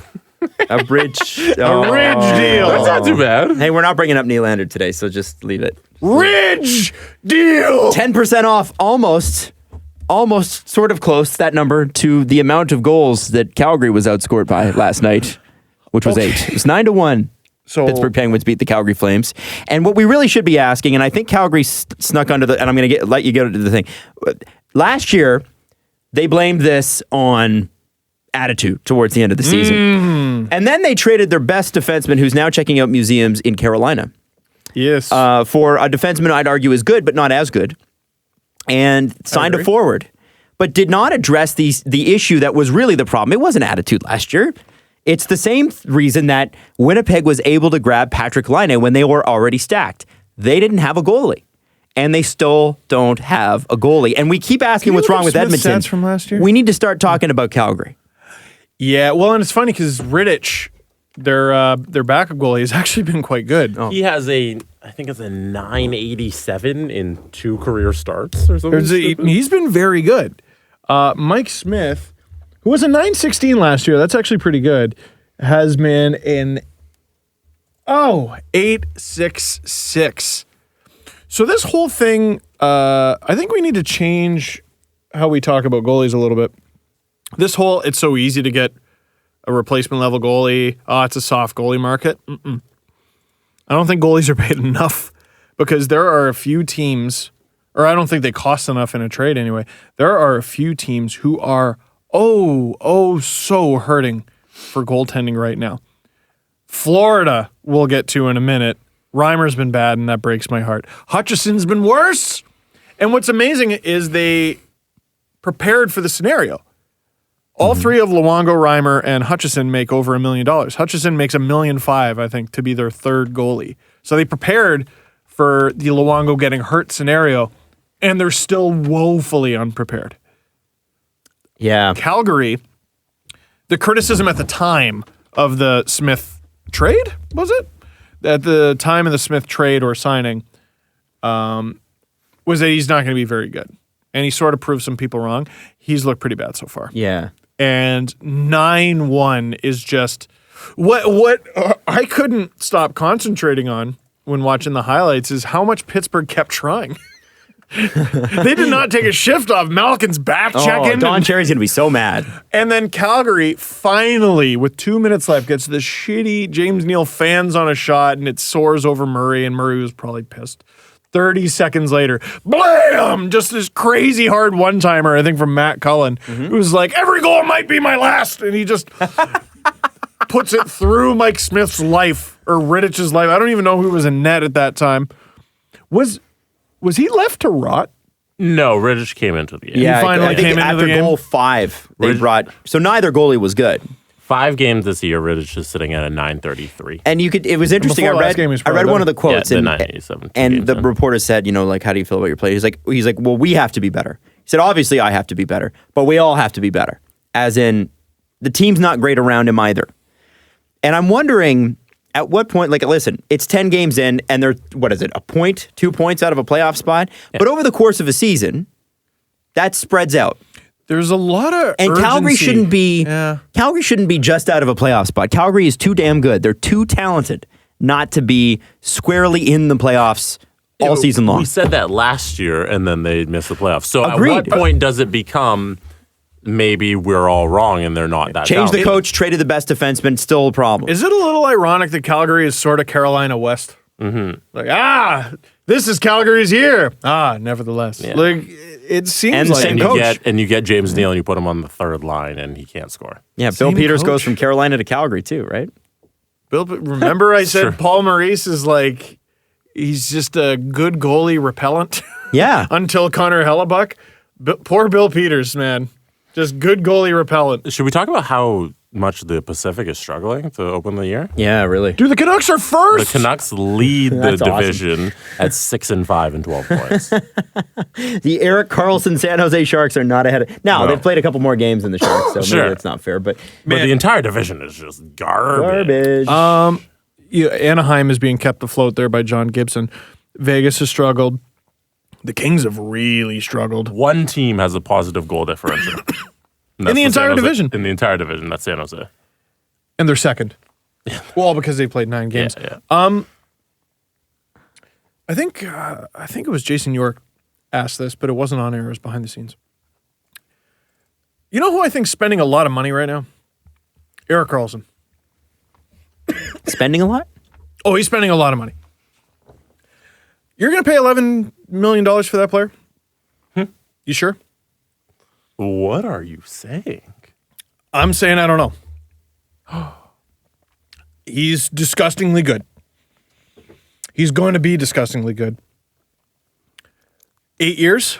Somebody will. I don't know. Somebody will. Oh, somebody will. Yeah. Will it be bad? I think it might be, man. And it just might be come down to injuries, right? Like This whole- rebuilt ankle. That happens. This whole like Matthews taking less term rumor and Nylander maybe taking less term rumor. To me, I'm not going to lie, it makes a little bit of sense. I don't think Matthews will take less term. They'll be Well, there like, was the no. rumor he might do 5, and that would take him to where he's 25. But if he signs an 8-year, after that takes him to 33. Whereas What? if he's 25 years old, signs you an mean 8-year. after? Oh, I was like from this season? No. He was on a 14-year deal. Now I'm bad at math. But And so am I. But at least it takes him to 33. All these guys, Doughty is another one, Carlsson, these guys are going to get paid over $10 million well into their 30s, into their mid and late 30s. And buddy, no thanks. Carey Price, year in, year out, best goalie in the league. No thank you. not that contract. Nope. Is somebody going to give Carlson Yes, $10 million? absolutely. Yeah? Absolutely. And you Well, know, Are you sure? he might be spending it. He might. Then this is what I'm saying. well, and the thing is too is like what? Yes, he will get it. There's no question. It's a matter of what kind of team, right? Like if it's, I wouldn't be surprised if it's the Sharks, because why wouldn't you want to stay there? But the Sharks could also say, listen, we got a lot of talent around, and we're all getting older, but you have to accept less to stay here so we can keep getting better. Well, and I've already said it with the Sharks before. Like, how similar in a few years will they be to what the Kings are now? I think they'll be very similar, and I think like if you look at a guy like Mark-Edward Vlasic, which that deal is what, 2 years old? Burns' deal too. It's not even just the deal; it's the play. Burns is still playing well. From what I understand, the Vlasic pairing has not played well at all. Vlasic's deal doesn't go to the end of cap friendly. It like keeps going. Oh, it goes further? Yeah, dude, he signed till he's like 39, He's 31 right now, and he signed until 2026. and they signed that deal with a year left on his deal. Yeah. And Burns, who's 33, did not know Burns was that old. That goes till 2025. Oh, buddy. So you're going to have 3 guys locked up forever, like several presidents. I don't know, man. Evander Kane, Logan Couture. Yeah, but at least They're all 2025s. Logan Couture is 29. I don't mind the Evander Kane's Logan Couture deal as 27. Kane's 27, so he'll at the very end, it'll be like, all right, it's time to be done with this. But yeah, Couture, I forgot, was 29. Holy smokes, that's an old team. I had no idea they were this old. They got to win soon. Buddy, you're going to spend all $11 worth million on Eric Carlson near the Sharks? I don't know. Can I say right now what's going to happen on July 1st? I want to know. Eric Carlson, after an 80-point season, signs for $12 million? Do you know what team he's going to sign with? Toronto Maple Leafs. No.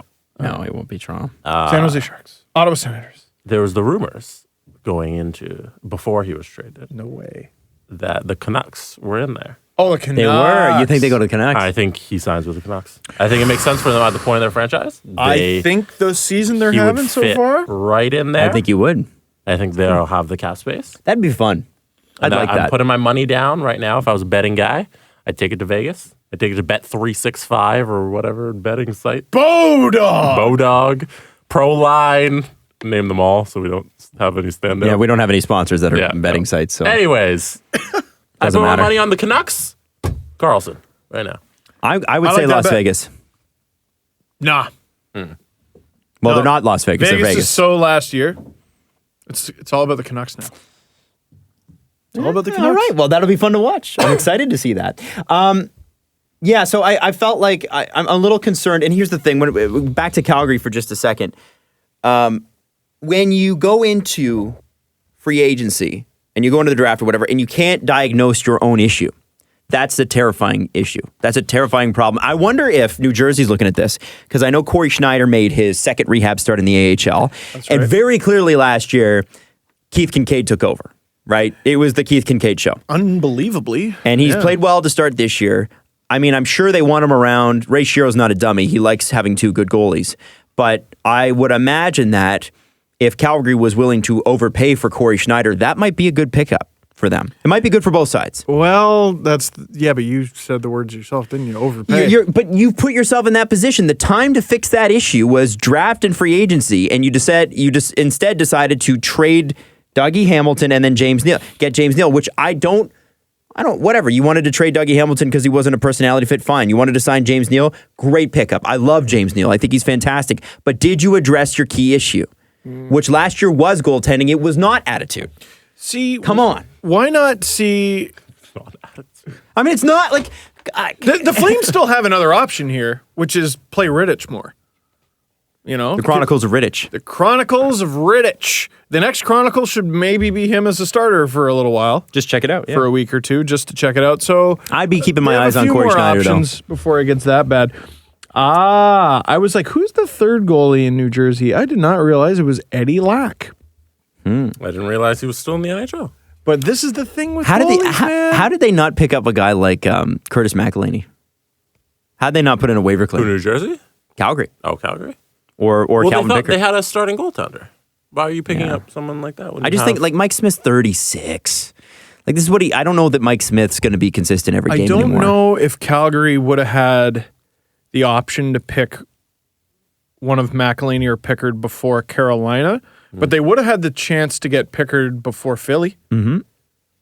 Pickard, by the way, has not been very good. No one's been very good in the net for the Flyers, and there's another team. That's a team that's never, literally always struggled to net. Always. Panthers cannot get a save. Flyers cannot get a save. Flames are having a difficult time getting a save.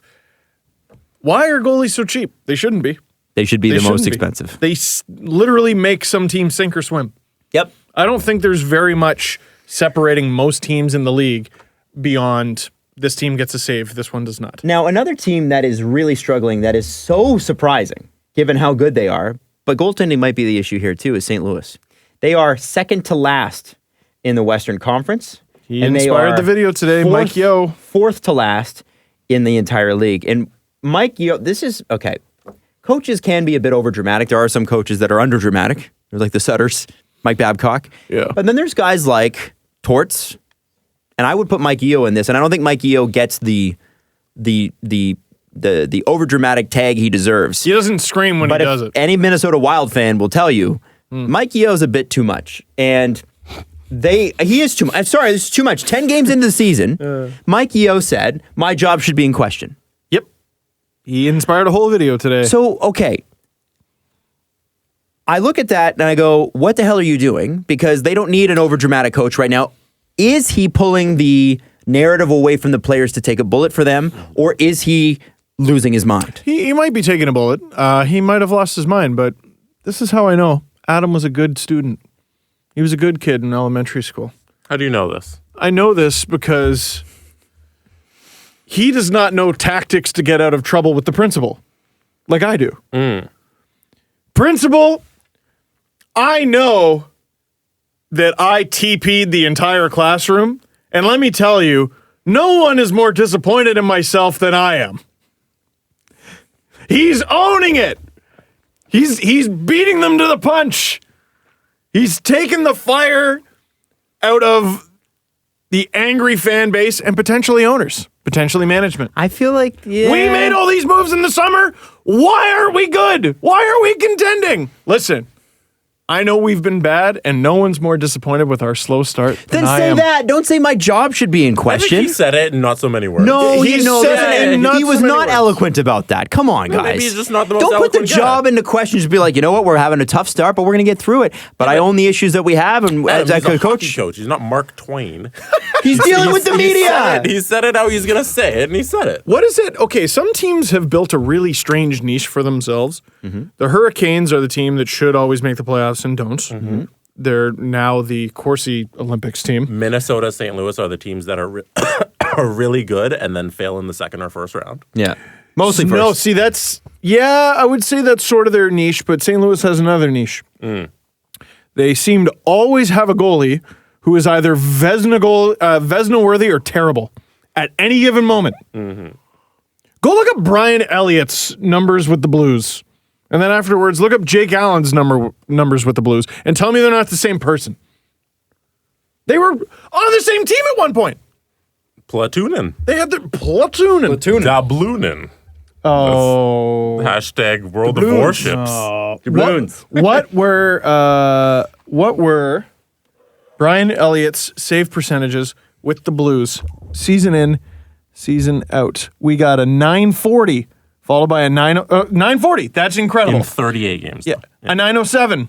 That sucks. A 922. That's great. A 917. That's pretty mediocre. A 930. That's damn Vezina worthy. A 910. A little bit below average. 886. What are you doing in this league? 886 and 909. By the way, we're with Philly. Now. Also, the 910 and he was was in Calgary. In the 910 was in Calgary. He ended the 930 in St. Louis.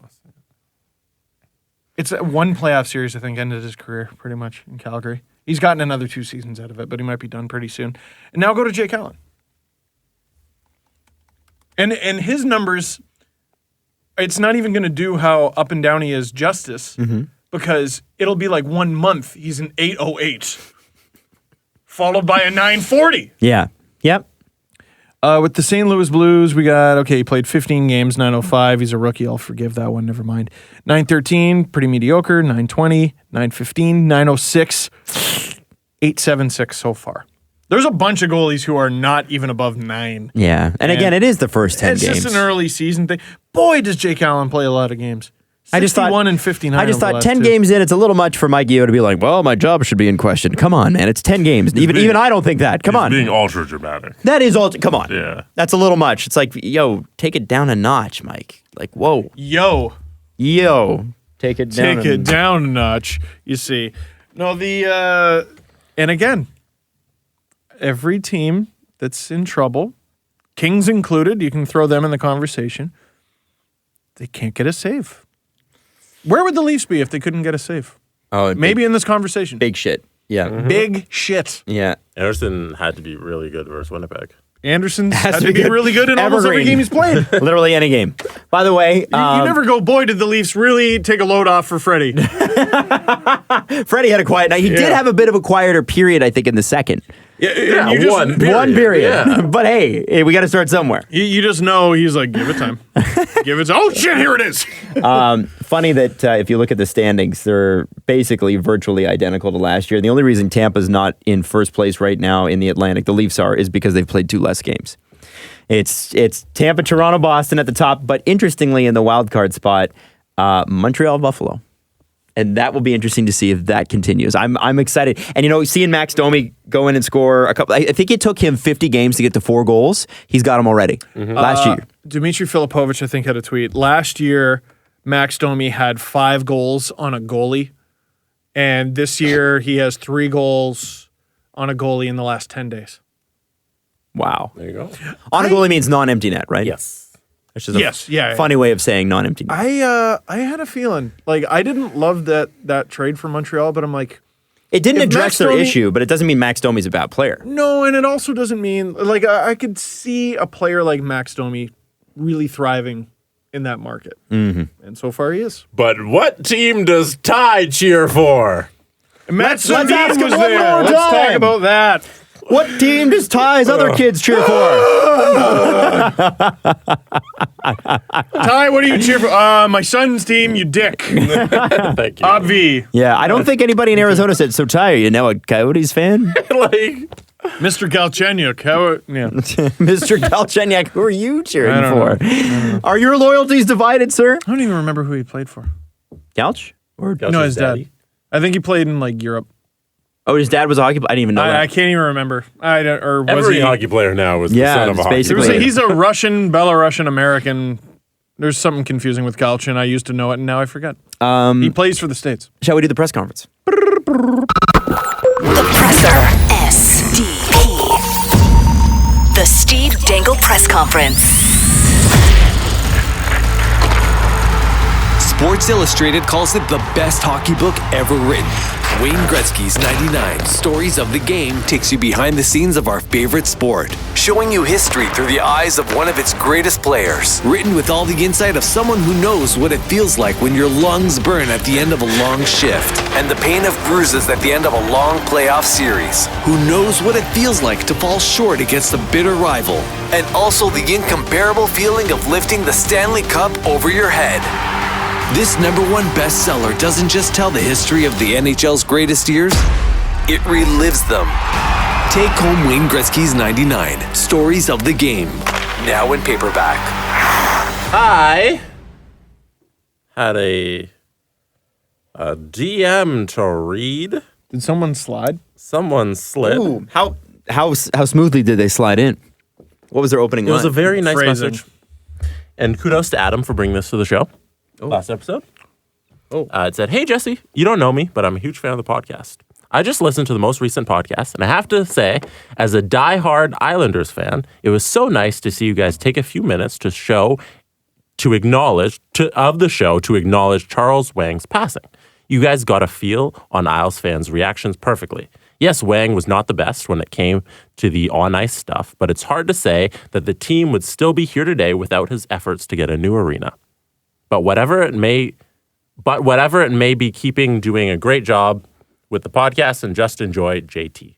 I know I did for 9 years." So there you go. There is a happy Islanders fan. When I read that, I said, wow, you're not bitter. Islanders fan at peace. Because every time anyone brings up John Tavares on Twitter, you go down to maybe the third or fourth results, and it's some angry New Yorker yelling something about John Tavares. And it's so funny that you wouldn't even need to see. You wouldn't even need to know the context of the situation because the insults are so New York. Like it's like if you didn't know anything about hockey or who John Tavares was, if you saw what the tweet said, you'd be like, that person is definitely from New York, just because of No, that's New York. So shout Have out. you seen those Will Sasso videos? No. Oh, he just goes, "Hey, I'm here in New York, home of Starbucks coffee. Nothing says New York like a good old latte. Let's go in." And he just walks into Starbucks. "Hey, I'll get a coffee." And he just takes a sip. He goes, "Now that's New York." Is that a Vine? No, he did a Twitter video. He's done a couple of them. His Vines were the best. Hey, I'm here in New York City, home of the Courtyard Marriott. They got so many beds, it'll make your head spin. He goes up to the desk. "Hey, you guys got any beds?" No, that's New York. So shout out Donnie for being a reasonable Islanders fan. Donnie! Thanks, buddy. Our next thing- Donnie from the island? Oh, no, that's New York. I'm shocked that there's a Donnie from the island. Come on now. Not a question, but an apology. I need to apologize to the students of Sir Oliver Mowat Collegiate Institute. Why? What did Do you it do? like Steve Harvey. Do it like Steve Harvey. I have to apologize. I said I was going to Columbia. go talk to a couple classes today, and I just got a text from one of my former teachers going, "Hey, where are you?" And the answer is recording a show. Oh. And I hate myself. That guilt, that feeling of guilt when you've let children down. How That's why how are I'm you afraid to be here a parent. right now? I made a mistake. Shit. Jesse, are you even I'll have surprised? to- Come on now. Miss Columbia. Damn. Columbia. Next question is for all of us, and it's not a question, but it's a thing we forgot to do. Our October Stanley Cup predictions. Oh, yeah, let's get Thank it. God, October's not over yet. All right. Let's take a look at the NHL standings. Oh, wait, I don't have to because the Leafs are my pick from the East. I feel awful. And my West pick, you should feel awful, is the Winnipeg Jets. I'm going to go Jets Leafs. I'm going to go off the board. I'm going to say Vancouver In the Cup final, Adam. against Carolina, and Carolina wins. Stop being Game mean, 7 Adam. in Vancouver. Stop. And everybody goes home and nothing gets broken. Wow. Except for the That's so cruel. You know what gets Carolina's gets second in the broken? division. You know what gets broken? The record for most Game 7 losses in the Stanley Cup final. By Vancouver. Consecutive. Almost hit myself in the face with the mic there. Good. That would have been karma. All right. Who are the 2 first place teams in the East and West? I picked them. No, I'm kidding. It would be Toronto.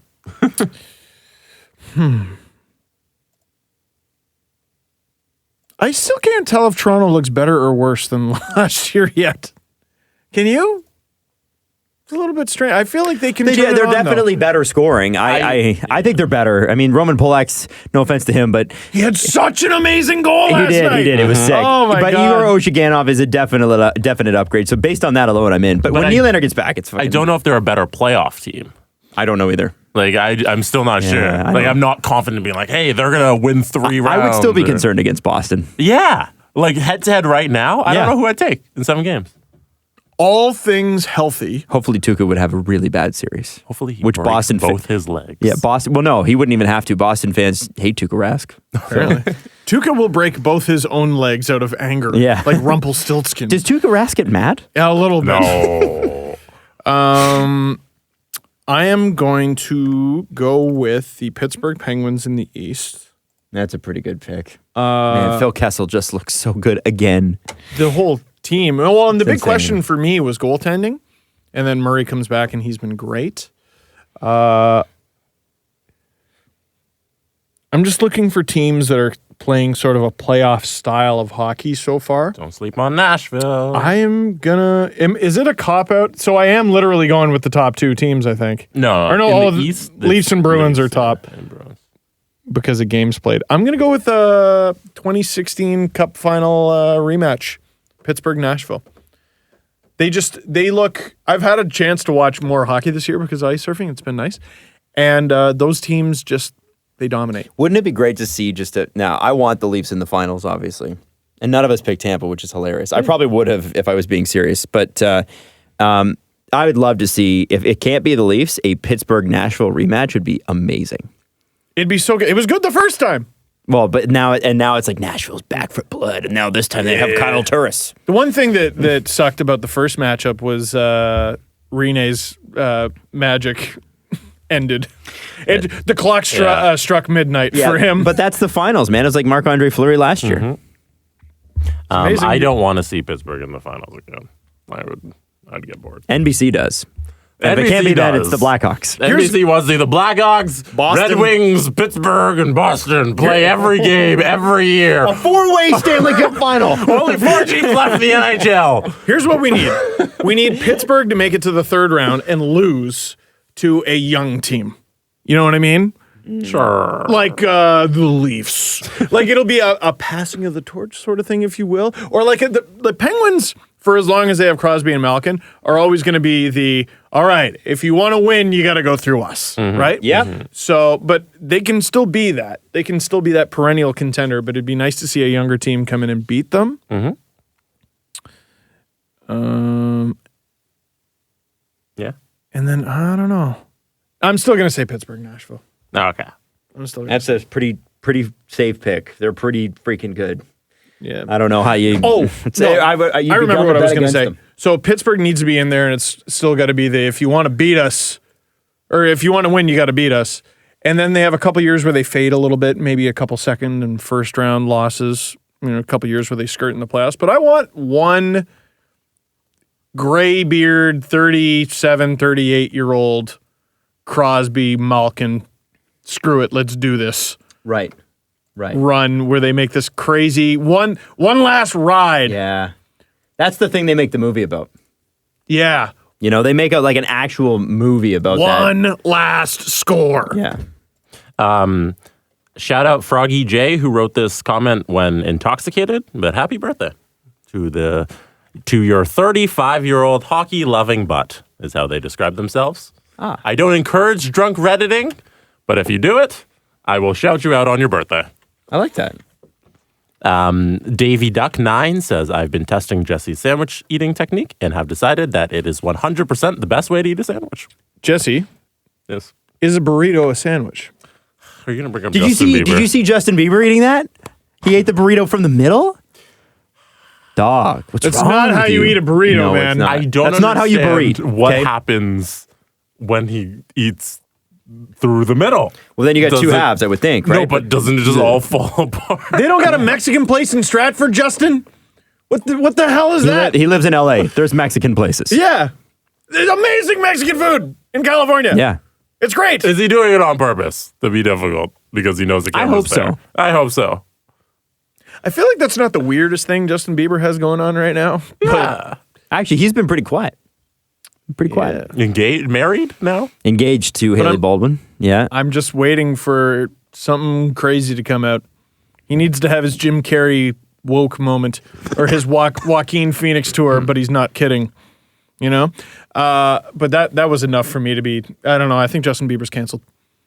After No. the burrito? The burritos are cut it in. I don't think yeah. I don't think you canceled him for that. He's canceled. Get a bowl, Justin. You can just, oh my God. This is from Kiki Flowers, and it's for Adam. Oh. Why? Oh, no. Does Oh, no. Adam hate everything? What do I hate? Was he born with hate in his veins? Yes. Or did he just become hateful over time? What is she specifically referring Play a to? Haters Nothing. Bowl featuring Adam Wild. I don't know where this perception of you came. I think because you literally think everything is the nicest. I think everyone is the nicest. She said I didn't hate people, I hate things. Usually I bring things up on the show that I'm like, hey, this ticked me off. What do you guys think? So yeah, I think that's fair. Even though I'm not really like that. I bring up the stuff on this show that I find talkable and controversial. See how nice and happy Adam's being right now? Adam, the Brandon Saad trade. By the way, hey, everybody tweeted at me after the Tom Wilson suspension was upheld. Frankly, I was shocked that was upheld. I'm shocked how little press it got. Yeah. Also, their math sucked. Did you see that they released their? It was like an 82-page document that you could receive from the NHL and explain the entire hearing. It was and an why. outdumbing. Yeah. The NHL released their thing, and you're like, well, that's Can't kind he of dumb. still- And then you read the isn't he still NHLPA appealing? document. Sundquist? No, isn't Wilson still going to He appeal? has the option to go appealing. to that third-party arbitrator. By that point, it'll be 15 Screw it games over. in anyway, so what's the point? Wow. No, his money. Oh, he'd get his money back. Get his money back, yeah. Because wasn't that something with Weidman where Yeah. he got it reduced, but it was too late? For so the ref, he served But he all got the his money. games and then he got his money back. Yeah, that ref, by the way, I don't think has ever refed again. Yikes. Oh, God. Yeah, he I want it- you already know, had a bad back. I feel terrible about this in retrospect, but I wanted to believe at the time that nobody would do that. Do you know what I mean? Like, I wanted to believe at the time that an NHL player would not be that cruel. I believe there's something to the argument that he was loopy when he did yeah, it. I can see that. But he did it. I know that's really dumb of me. I wanted to believe at the time that, like, no, That's that not had dumb to of be you. an accident. Had to be an accident. It's not. I was like, maybe Zach Ronaldo won't get a penalty for hitting someone in the head. Gee, we was talking about it just before the game. The one too. time I was convinced it was an accident was the Matt Cook slicing Eric Carlson's foot, and they were like, "No, it's Matt Cook. I'm going to get a lawyer." Yeah, an investigator. Sorry, I didn't cut you off there. You were talking about something before the game. Zach Ronaldo. No, it was something before that too. I don't remember. Apologies. Hey, thanks for listening to the show. We'll be back next week. I'm not really sure which day. Do we know? Was it Monday? I wanted to shout out the K-pop group. BTS? Nope. Which one? Dark? DIA. Oh, DIA. Well, they're my new Aren't they least like, favorite isn't there like K-pop 12 group. of them? There's There's one with like 10 or 12. There are 1, 2, 3, 4, 5, 6, 7 of them. Okay. Yeah, and I hate them. Why do I hate them, Jesse? They debuted in 2015. They were all wearing Boston Bruins Lucic jerseys. All of them? Why all All of them. All It's like, of them. go to the store, pick up. They just basically pulled the rack and all Lucic. Oh, When so they- there's an all guys group, and I forget what they're called. They BTS. they're not BTS. not No? BTS. No, I would know BTS. Yeah.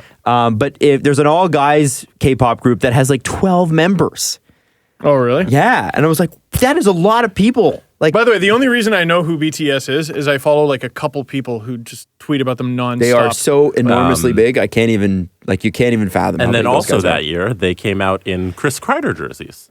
So this K-pop group, DIA, apparently has a thing with coming out in And they hockey work for jerseys. NBC. Because they know idiots like us are going to Hey, NBC, what are your favorite This teams? was 2015, Here are two of though. them. Oh. Yeah. So the shout out, who on our Reddit? That's funny. John Hayes, 37, sent that to us, which is very odd. Hey, before we go, are you listening to this right now? Are you like, oh, shucks, the show's over and I don't want it to be over? What if you could listen to me talk hockey for 5 hours? Does that sound good? Anyone want to listen to me talk hockey for 5 hours? I don't know. For some reason, someone at Sportsnet lost their mind and asked me to co-host Hockey Central Saturday with Rob Pizzo, and that's going to be tomorrow night. Sat night From 5 to 10 p.m. Wow, It's man. a lot. There'll be I- some breaks in there. Yeah, I believe it'll be available on all the local Sportsnet stations from 5 to 7, and we're going to have guests on. I have no idea who. Kevin Cheveldayoff was the name that was mentioned. I hope he hasn't listened to the podcast. It won't be a shovel day off for him. Oh, no, it won't be Leafs and because Jets. his team will be taking on the Toronto Maple Leafs. Damn it, Adam. That was really good. Thank you. shovel Wow, I was day surprised off. at both of your reactions. Then I think You got one, Adam. I think the broadcast Still got will it. be off because of the World Series, but I think it still will be available online. If I figure that out, I'll tweet it out. But yeah, 5 to 7. Cool. Great. 5 hours. Excited 5 for you, hours. man. I can't wait to hear it. Me too. I keep getting these opportunities where I'm like, really? You sure? Okay, I'll try not to screw up. Well, I think 5 years of podcasting has prepared you. Maybe. Hey, Stephen Adam, you want to talk about the Kawhi Leonard trade for 3 hours? We're like, That was okay, we'll try. a thing that happened this summer. Yes, it was. Thanks so much for listening, and we will.